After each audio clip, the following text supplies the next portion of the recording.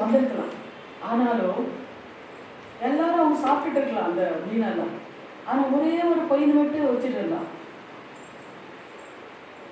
அந்த ஒரு பொயின் வச்சு அந்த பொயின் எனக்கு என்ன தோணுதா, அந்த பொயினை தேவனை தெரிந்து கொண்டு அந்த 2 மீன் 5 அப்பத்தை 5000 பேர் கொடுக்கணும் அப்படின்னு சொல்றதுக்காக அவருக்கு பசி இல்லாம தாகம் இல்லாம அந்த இடத்துல என்ன பண்ணியிருக்காரு, கொண்டு வந்திருப்பான். பாருங்க, அத்தனை பேருக்கு என்ன பண்ணாரு, அந்த 2 மீன் 5 அப்பத்தை ஆசீர்வதித்து அந்த ஊழி செஞ்சார் ஆண்டவருக்காக. நம்ம போன வாரம் தியானித்தோம். 2வதாக நம்ம தியானித்தோம். என்ன தியானித்தோம்? தாவீது என்ன பண்றாரு, தாவீதன் தேவனை தெரிந்து கொண்டாரு. கோலியாத்தன் என்ன பண்ணாரு, முடியை எடுத்தார். அத்தனை ஜனங்க இருந்தாலும் பெலிஸ்தர்கள் மேல என்ன பண்ணாரு, தாவீதன் தெரிந்து கொண்டாரு. தாவீதன் மூலமா அந்த இஸ்ரவேல் ஜனங்களிலே ரட்சிக்கப்பட்டாங்க. தாவீது மூலமா கோலியாத்தன் அடித்தாரு. கோலியாத் அடித்ததுனால அவன் ஆசீர்வதித்தார் அப்படின்னு சொல்லி நாம் பார்க்கிறோம். அப்ப நம்மள தேவன் தெரிந்து கொண்டிருக்கலாம், ஏதோ ஒரு காரணத்துக்கு தெரிந்து கொண்டிருக்கலாம். நம்ம மூலமா ஜனங்களை ரட்சிக்கப்படலாம். 3வதாக நாம பார்க்கிறோம். 3வதாக நாகமான். 3வதாக நாகமான். அந்த சின்ன பொண்ணு தேவன் தெரிந்து கொண்டார். ஒரு அடிமையா இருந்த அந்த பொண்ணும் தெரிந்து கொண்டார். நாகமான குஷ்டரோகம். அவன் என்ன பண்ணாரு, தேவன் சொல்றாரு, அந்த பொண்ணு சொல்லுது, எங்க ஒரு ஊழிக்காரன் இருக்கிறான், அந்த ஊழிக்காரன்கிட்ட நீங்க போறீங்கன்னா உங்களுக்கு அந்த வியாதியெல்லாம் சுகமாகும் அப்படின்னு சொல்லி அந்த நாகமான். 4வதாக நம்ம பார்த்தோம். யாரு இல்லம்மா, சிம்சோன் நம்ம பார்த்தோம். சிம்சோன் நம்ம என்ன பார்த்தோம்னா, சிம்சோன் வயசானவர், தேவன் உண்மையா இருந்தவர். அவர் ஆலயத்துல எப்பொழுது ஜெபம் பண்ணி கொண்டிருந்தார். ஆனா ஆண்டவர் சொன்னாரு, நீ இயேசு கிறிஸ்துவ பார்க்காம நீ மறிக்க மாட்டேன்னாரு. அப்போ இயேசு கிறிஸ்து பிறந்தப்போ மரியாளும் யோசேப்பு எடுத்துட்டு வந்து அந்த சிம்சோன் கிட்ட கொடுத்து என்ன பண்ணாரு, ஆசீர்வதித்தார். சிம்சோன் இயேசு கிறிஸ்துவ முகத்தை பார்த்தார். அதுக்கப்புறம் சிம்சோன் சொன்னார், ஆண்டவரே நீ சொன்ன காரியங்கள் எல்லாம் நிறைவேறுது, இன்றைக்கு என்னை எடுத்துக்கொள்ளுங்க அப்படின்னு சொன்னார். அதுபோல நம்ம தேவன் என்ன பண்ணிருக்காங்க, தேவனுக்காக நம்ம காத்திருக்க போது பரிசுத்த ஆவியானவர் நம்ம பார்க்க முடியும், தேவனை நம்ம பார்க்க முடியும். ஹல்லேலூயா. அதே போல இன்றைக்கு நம்ம 5வதாக நம்ம பார்க்கிறோம். 5வதாக இன்றைக்கு என்ன பார்க்கிறோம்னா, 2 காசு கொடுத்த அந்த விதவை.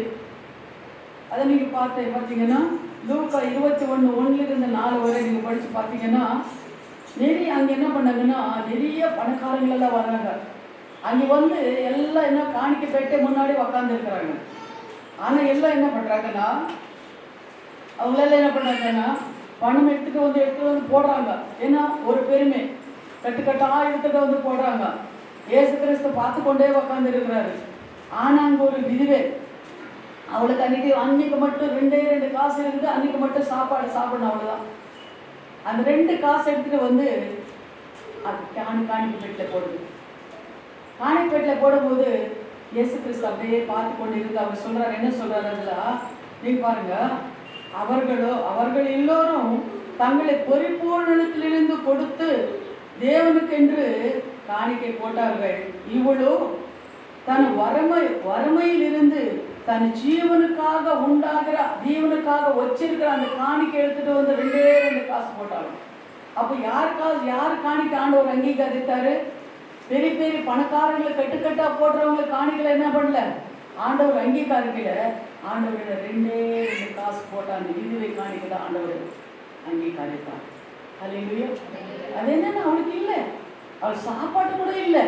ஆனா அவள் ஒண்ணு என்ன நினைச்சேன்னா, எனக்கு சாப்பாட்டுக்கு இல்லைன்னாலும் பரவாயில்லை, இன்னைக்கு நான் என்ன பண்ணா ஆண்டவருக்காக அந்த காணிக்கை போடும்போது அந்த காணிக்கை மூலமா அநேக ஜனங்களுக்கு உபயோகப்படும், அந்த காணிக்கை எடுத்து போய் நம்ம போடலாம் அப்படின்னு சொல்லி அவள் என்ன பண்ணா, முழு ஹிருதயத்தை எடுத்துட்டு வந்து காணிக்கை போட்டான். அல்லேலூயா.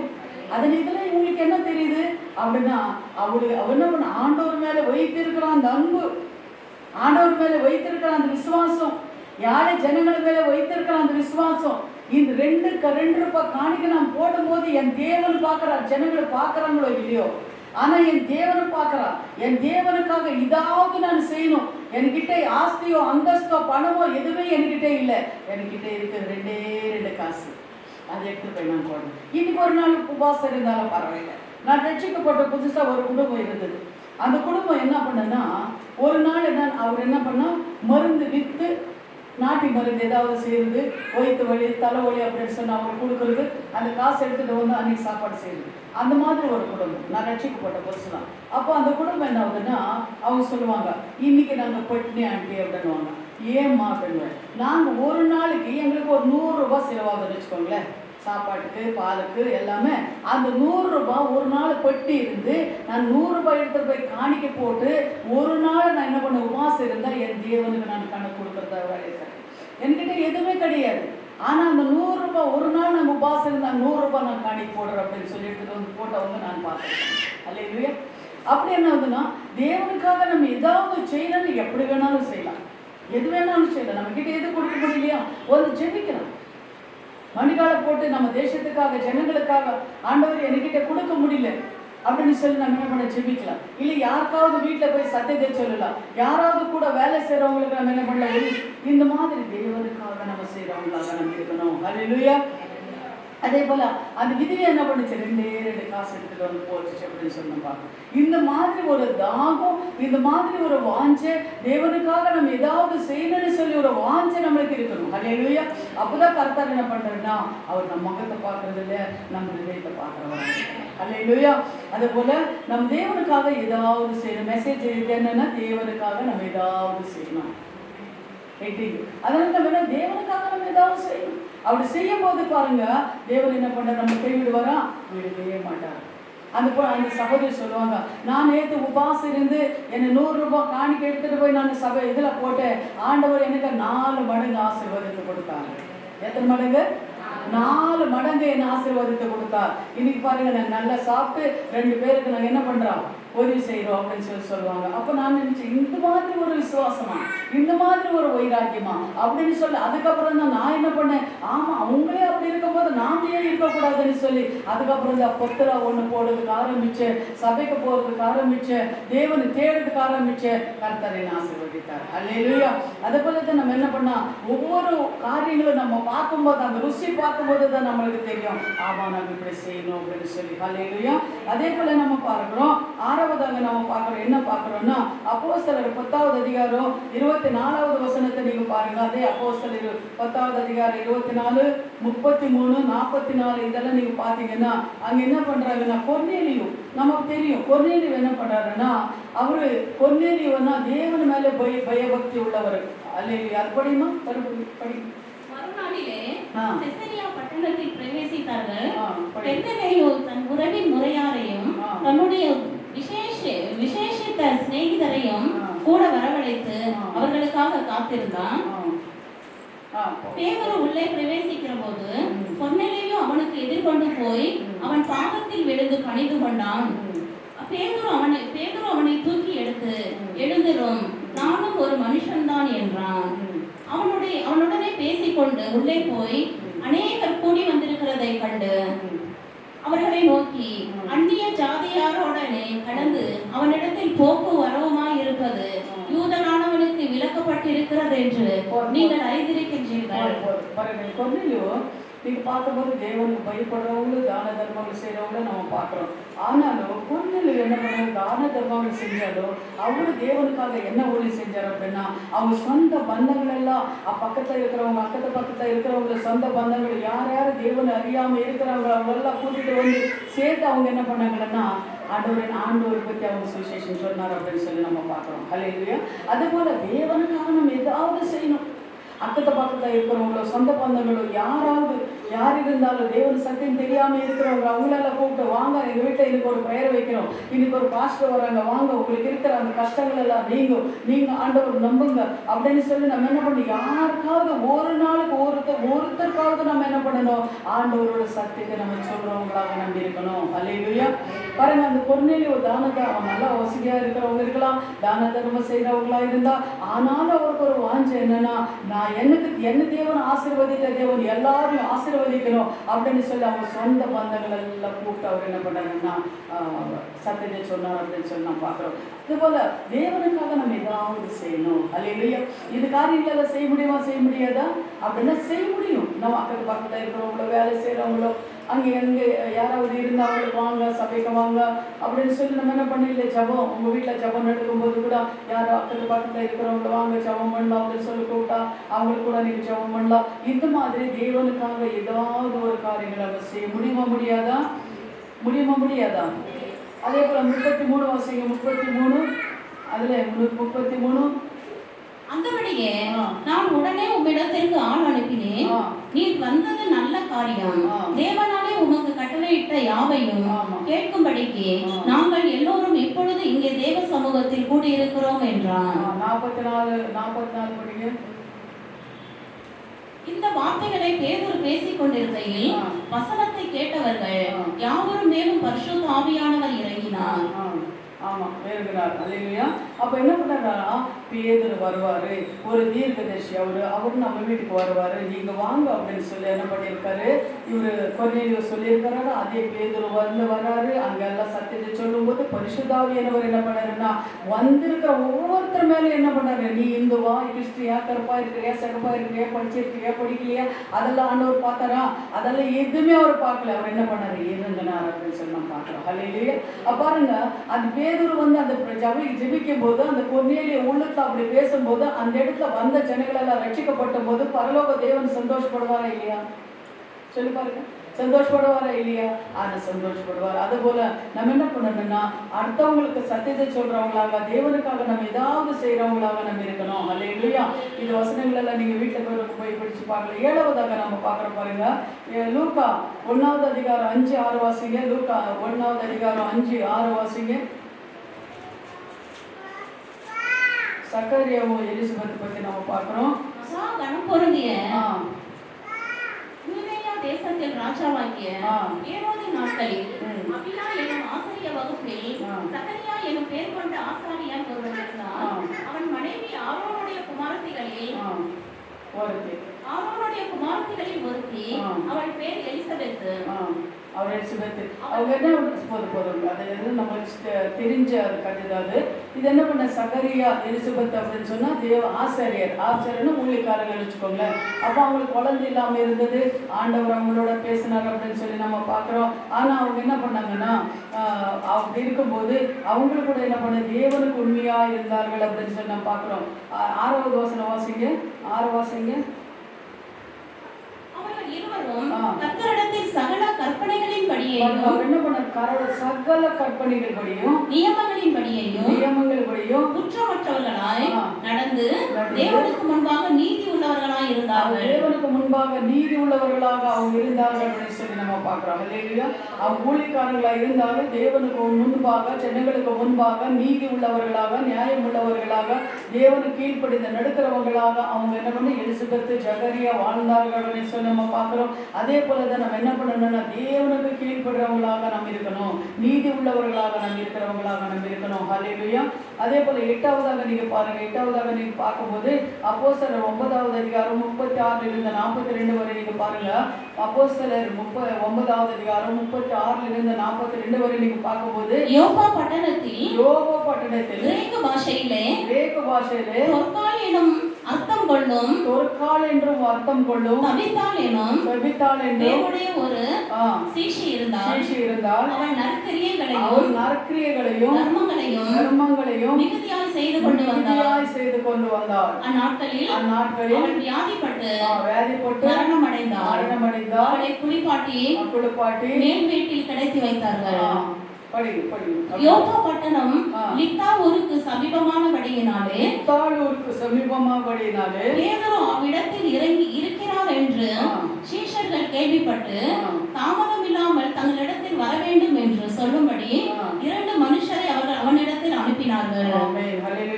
நீங்க பாத்தீங்கன்னா இப்ப தொற்காள் அப்படின்னு சொன்னா ஒரு விதுவை, அவருக்கு புருஷன் இல்லை, ஒரு தொற்காலோட விதுவை.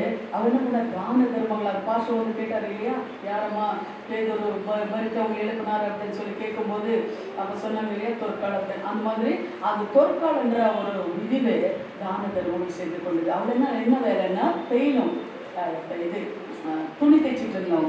அப்போ இல்லாதவங்களுக்கு எல்லாம் என்ன பண்ணுவாங்க, துணி வாங்கிட்டு வந்து தைச்சு அவங்களுக்கு கொடுப்பாங்களாம். ஆனா விதவைகளுக்கெல்லாம் உதவி செய்வாளாம். அப்படி இருக்கும்போது அவன் என்ன பண்ண, ஒரு நாள் மறுத்து போயிட்டான். மறுத்து போகும்போது இந்த விதவைகளெல்லாம் வந்து அழுகுறாங்க. ஐயோ நம்மளுக்கு உயிரோட இருக்கும்போது இவ்வளவு தான தர்மங்கள் செய்வாளே, இவள் மறுத்து போயிட்டாடு அப்படின்னு சொல்லி அழுகுறாங்க. ஏன்னா அவங்க எல்லாம் வந்து உட்காந்து அழும்போது அப்ப என்ன பண்றாங்க, பேதுரு அந்த இடத்துல வராரு. பேதுருக்கு சொல்லி அனுப்புறாங்க, பேதுரு அந்த இடத்துல வராரு. அப்ப அந்த தொழிற்காலுக்கு என்ன பண்றாங்கன்னா, மறுத்து போயிருக்கிற அந்த தொழிற்கால மறுபடியும் அவர் என்ன பண்றாரு, பேதுரு எழுப்புறாரு அப்படின்னு சொல்லி நம்ம பார்க்கலாம். அந்த பேதுரு வரும்போது எல்லாரும் சொல்றாங்க, விதவிகள்லாம், ஐயோ இவள் உயிரோட இருக்கும்போது நல்லா எங்களுக்கு உதவி செஞ்சா, எங்களுக்கு தான தர்மங்கள் எல்லாம் செஞ்சா, ஆனா இவள் மறுத்து போயிட்டா அப்படின்னு சொல்லும் போது பேதுரு ஜெபம் பண்ணும் போது தொழிற்கால் எழுப்புனார் அப்படின்னு சொல்லி நம்ம பார்க்கிறோம். அல்லேலூயா. அப்ப அந்த தொழிற்கால் போல நம்ம என்ன பண்ணணும்னா, தான தர்மங்களை செய்யறவங்களாக நம்ம இருக்கணும், உதவி செய்யறவங்களாக நம்ம இருக்கணும். அவளுக்கிட்ட காசு இல்லை, பணம் இல்லை, அவளுக்கிட்ட இருந்தது என்ன இருந்தது அப்படின்னு சொன்னா, அந்த தையில தைக்கிற வேலை தான் அவளுக்கு இருந்தது. ஆனா அந்த துணி தைச்சு கொடுக்குறதோ, வீட்டுல இருக்கிற ஏதோ அவளால முடிஞ்சதோ அதை என்ன பண்ண தான தர்மம் செஞ்சாலும் அப்படின்னு சொல்லி பார்க்கலாம். அது போலதான் நாம் என்ன பண்ணணும், தேவனுக்காக நம்ம ஏதாவது செய்யணும். அல்லேலூயா. அவ பணக்காரன் நம்ம பார்க்கல பாத்தீங்களா, அவ என்ன பண்ண, ஒரு விதிவை கையில துணி தைச்சிட்டு கொண்டு இருந்தவா, ஆனாலும் அவளை மறுத்த எத்தனை விதவிகளை வந்து அவர் என்ன பண்ணாங்கன்னா அழுந்தாங்க பாத்தீங்களா. அது போல தாங்க நம்ம இந்த உலகத்துல நம்ம தேவன் நம்மளை தெரிந்து கொண்டிருக்கிறார். ஓகே, தேவன் நம்மளை அழிச்சிருக்கிறார், தெரிந்து கொண்டிருக்கிறார், நம்மளை அபிஷேகித்து இருக்கிறார் அப்படின்னா இந்த உலகத்துல நாம் எப்ப இருந்தாலும் எத்தனை நாள் இருந்தாலும் ஒரு நாள் நம்ம போய் சேர்ந்துதான் ஆகணும் இல்லைங்களா. நம்மளுக்கு எந்த ஒரு சாஸ்திரம் கிடையாது. ஆனா இருக்கிற வரை அம்மா இந்த ரத்தம்மா இருந்தாங்க, இத்தனை பேருக்கு இந்த மாதிரி உதவி செஞ்சாங்க, சத்தியத்தை சொன்னாங்க, இது மாதிரி விதிவுகளுக்கு உதவி செஞ்சாங்க, சாப்பாடு கொடுத்தாங்க, தண்ணீர் கொடுத்தாங்க, வஸ்திரங்கள் கொடுத்தாங்கன்னு சொல்லி அந்த பேர் தாங்க நம்மளுக்கு கூட வரும் தவிர நம்ம எந்த ஆஸ்தி அந்தஸ்து நம்ம எதுவுமே நம்ம கூட வராது. வருமா? வராது. ஆனா எப்படி இருந்தாலும் நம்ம இந்த உலகத்தை விட்டு நம்ம போறவங்க தான், என்ன சேர்த்து வைத்தாலும் நம்ம விட்டுட்டு போறவங்க தான். அதனால நம்ம என்ன பண்ணா, இருக்கிற வரை நம்ம தேவனுக்காக ஏதாவது செய்யணும்னு சொல்லி ஒரு ஒயிராக நம்மளுக்கு வேணுங்க. அல்லேலூயா. காசு இல்லாம இருக்கலாம், பணம் இல்லாம இருக்கலாம், ஆனாலும் உங்ககிட்ட இருக்கிறது என்ன, ஒரு ஞானம் இருக்கிறது இல்லையா, ஒரு ஜபம் இருக்கிறது இல்லையா, அது கூட நீங்க என்ன பண்ண சத்தியத்தை சொல்லலாம். நீங்க வேறவங்களுக்கு நீங்க ஜெபிக்கலாம், வேறவங்களுக்கு உதவி செய்யலாம். இந்த மாதிரி நம்ம செய்யும் போது நம்ம மறித்தாலும் நம்ம பேர் இந்த உலகத்துல இருக்கோம். அல்லேலூயா. அன்னை தர்சா அந்த உங்களுக்கு பார்த்தீங்கன்னா அவங்க ஸ்டூடெண்ட்டா படிக்கும் போது கொண்டு வருவாங்க. ஒரு அந்த அம்மா என்ன பண்ணுவாங்கன்னா, தெருவில் ஒரு ஒரு ஒரு வியாதஸ்தன் படுத்திருந்தாங்க. அவன் வியாதஸ்தனை மேலே அந்த இருக்குல்ல அது போர்வை போல ஓடிட்டு இருந்துட்டான். போர்வை போல இருந்தது அது என்னன்னா அந்த புண்ணுக்கு அந்த ஈயெல்லாம் ஓடிட்டு இருந்துதான். இந்த அம்மா போய் அந்த ஈயெல்லாம் ஒரு தைலம் ஏதோ வாங்கி அதை அடிச்சு அந்த ஈயெல்லாம் தொழுத்தி அந்த புழுவெல்லாம் என்ன கையில எடுத்து போச்சு. கையில எடுத்து போட்டு அந்த மருந்தெல்லாம் அடிச்சு, அப்பா எனக்கு கூட நீ வரியா அப்படின்னு சொல்லி கேட்டுச்சான். அப்போ அவனை அழுந்தானா, அம்மா என்னை திருவிழா இருக்கிற யாரும் எனக்கு கண்டு கொண்டு இல்லைம்மா, நீ எனக்கு கூட வரியான்னு கேட்குறியம்மா, நான் வரேன். அப்போ அவனை கொண்டு போய் அவனுக்கு என்ன காயங்களுக்கெல்லாம் மருந்து போட்டு அந்த புழுவெல்லாம் எடுத்து போட்டு அவனுக்கு வஸ்திரங்கள் எல்லாம் துவைச்சி கொடுத்து அவன் என்ன பண்ணன, கடைசி வரை அந்த அம்மா அவன்கிட்ட அந்த அம்மா கிட்ட இருந்து அந்த ஆசிரமில் இருந்து அவன் மறுத்து அடக்கம் பண்ணாங்க. இந்த மாதிரி சின்ன ஸ்டோரி தான். ஆனாலும் அந்த அம்மா செஞ்சிருக்கிற ஒவ்வொரு காரியங்களும் பார்க்கும்போது நான் எதுவே இல்லைங்க. அதெல்லாம் பார்க்கும்போது அந்த இதில் பார்க்கும்போது அந்த ஸ்டோரி படிக்கும்போது நான் நினச்சி பார்க்கும்போது அப்படியே நம்மளுக்கு என்ன ஆகுதுன்னா அந்த பூ அந்த அதில் பார்க்கும்போது நம்ம அரவேற்பதாக இருக்குது. ஆனாலும் அந்த நமக்கே எப்படி இருக்குன்னு அந்த அம்மா எப்படி போய் அந்த கை எடுத்து தொட்டு அந்த மருந்தெல்லாம் பூசி அவங்களை குளிப்பாட்டி அவங்க வஸ்திரங்களெல்லாம் தொடுத்து இப்போ கூட அந்த அம்மா பேர் இப்போ கூட நிற்கிது அப்படின்னு சொன்னா நினச்சி பாருங்க. ஏதாவது கொஞ்சம் வெளிச்சா இருந்தாலே நம்ம பார்த்தா அவங்க பக்கத்துல போக முடியாது. ஒரு வெளிச்சா இருந்து அவங்க பக்கத்துல போய் நம்ம உட்கார மாட்டோம், அவங்க வீட்டுக்குள்ள சேர்க்க மாட்டோம். ஆனா அந்த அம்மா பாருங்க, தேவன் அந்த அம்மாவோட இருந்ததுனாலதான் அந்த அம்மா என்ன பண்ணிச்சுன்னா அந்த மாதிரி புழுவெல்லாம் பார்க்காம அந்த அம்மா என்ன பண்ணிச்சு, சேவை செஞ்சுட்டு அப்படின்னு சொல்லி பார்க்க. அந்த அம்மா குஷ்டரோகிகள் எல்லாம் அப்படியே தொட்டு சுகமாக்குமா, அந்த தொட்டு அந்த காயங்கள் எல்லாம் கழுவுமா. அல்லேலூயா. இது மாதிரி நிறைய ஜனங்கள் என்ன பண்ண தேவனுக்காக அவங்க வாழ்ந்தவங்களெல்லாம் இருக்கிறாங்க. அதனால அவங்க பேர் பூமியில. அதே போல நம்ம கூட தேவனுக்காக ஏதாவது ஒரு காரியம் நம்ம செய்யணும். அல்லேலூயா. அந்த காரியங்கள் நம்ம செய்யணும். எப்படி நம்ம செய்யணும், எதுவும் நம்மளுக்கு தெரியாது என்ன செய்யணும். என்ன செய்யணும், எங்கே போகணும், என்ன செய்யணும், ஒண்ணுமே புரியல ஆண்டவர் அப்படின்னு சொல்லி கூட நமக்கு கொஞ்ச நேரம் என்ன கொழுப்பு கொண்டு இருக்கலாம். ஆனா தேவன்கிட்ட நம்ம கேட்கணும். நம்ம தேவன்கிட்ட கேட்கும்போது கரெக்டாக நம்மளை காட்டுவார். இந்த இடத்துக்கு போய் இந்த மாதிரி ஜனங்கள் இருக்கிறாங்க, இவங்க கஷ்டத்தில் இருக்கிறாங்க, இப்படி வேதனையில் இருக்கிறாங்க, கண்ணீரோட இருக்கிறாங்க, அவங்களுக்கு போனி அப்படின்னு சொல்லி தேவன் நம்மளை காட்டுவார். ஹல்லேலூயா. ஆனா நம்ம ஜெபத்தை இருக்கும்போது கண்டிப்பாக தேவன் நம்மளை உதவி செய்கிறவராக இருக்கிறார். ஹல்லேலூயா. அதே போல 9வது நம்ம பார்க்கிறோம். 9வது லூக்கா 8வது அதிகாரம் 2வது வசனத்தை நீங்க படிச்சு பாருங்க. லூக்கா 8வது அதிகாரம் 2வது வசனத்தை நீங்க படிச்சு பாருங்க. அவர் பொல்லாத ஆவியையும் வியாதிகளையும் நீக்கி குணமாக்கின சகல ஸ்திரீகளும் 7 பிசாசுகள் நீக்கின மகதலேனாள் எனப்பட்ட மரியாளும் ஏரோதின் காரியக்காரனான கூசாவின் மனைவியாகிய யோவானாலும் சூசானாலும் தங்கள் ஆஸ்திகளால் அவனுக்கு ஊழியம் செய்து கொண்டு வந்த மற்ற அநேகம் ஸ்திரீகளும் அவருடனே இருந்தார்கள். அநேக ஸ்திரீகள் என்ன பண்றாங்க, சீஷர்களை எல்லாம் ஊழியம் செய்யும் போது பார்க்கும்போது சூசன்னாள், அவ யோவானாள் அப்படின்றா, இவங்க இந்த ஸ்திரீகள் எல்லாம் என்ன பண்றாங்கன்னா சீஷர்களை ஊழியம் செய்யும் போது அவங்கள சொத்துக்களெல்லாம் வித்துட்டு வந்து அவங்களால ஊழியம் செஞ்சாங்களா. ஹல்லேலூயா. அவங்க என்ன பண்ண எல்லாம் வித்து கூட நீங்க ஊழி செய்றீங்களா, நீங்க செய்யுங்க, ஏழை போறீங்களா, எங்களால வர முடியாது, நீங்க போறீங்களா இருந்தாங்க. அவங்க ஏழைப்பட்டவங்களுக்கு ஏதோ செய்யுங்க அப்படின்னு சொல்லி அவங்களுக்கு இருக்கிற அந்த ஆஸ்திகள் எல்லாம் விற்று கூட அவங்க என்ன பண்ணாங்களா ஊழி செஞ்சவங்களாக இருந்தாங்க அப்படின்னு சொல்லி நம்ம பார்க்கிறோம். ஹல்லேலூயா. அது போல நம்ம என்ன பண்ணோம், அநேக ஸ்திரீகள் என்ன பண்றாங்களா அப்போஸ்தலர் காலத்தை நீங்க பார்க்கும்போது ஸ்திரீகள் எல்லாம் அவங்களால முடிஞ்ச பணங்களெல்லாம் எடுத்துட்டு வந்து கொடுத்து ஊழியத்துக்கு யார் யார் போறாங்களோ ஊழியம் செய்யறாங்களோ அவங்களெல்லாம் காசு கொடுத்து அனுப்பி ஊழியம் செய்யறாங்களா. சத்தியத்தை சொன்னாங்களா. ஹல்லேலூயா. அது போல நம்ம கூட என்ன பண்ணணும்னா நம்மளால போக முடியலன்னா போறவங்களுக்காவது நம்ம என்ன பண்ணணும், கொடுத்து நம்ம சகாயம் செய்யறவங்களாக நம்ம இருக்கணும். ஹல்லேலூயா. அப்படி நம்ம இருக்கும்போது நம்ம பாருங்க, இன்னொன்னு 46வது வசனம் படிங்க. அது 46வது வசனம் படிங்க. 46 பேதுருவோடு கூட